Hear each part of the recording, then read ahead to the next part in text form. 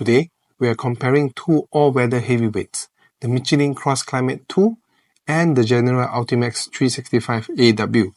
One is the industry benchmark, while the other promises value and performance. Let's see how they stack up. Throughout this comparison, you see performance metrics represented in percentages, with the Michelin CrossClimate 2 set as the reference point at 100%. The results were taken from Canada Tire's road-rated tests. First up, wet performance. The CrossClimate 2 stops 9% shorter and offers better hydroplaning resistance. When the road is slick, Michelin takes the lead. Snow performance tells a different story. The Altimax 365AW edges ahead by 1%, a small advantage, but noticeable on snow-packed road. When it comes to ice, the CrossClimate 2 regains control, stopping 3% shorter. That extra grip could make a real difference. Dry conditions?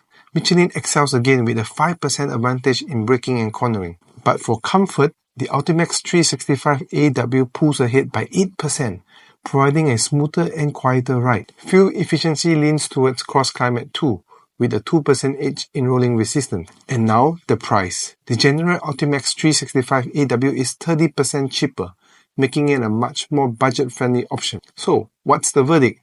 If you prioritize top-tier wet, dry, and ice performance, the Michelin CrossClimate 2 stands tall. But for comfort and price, the General Altimax 365AW is hard to beat. Thanks for watching, and don't forget to subscribe.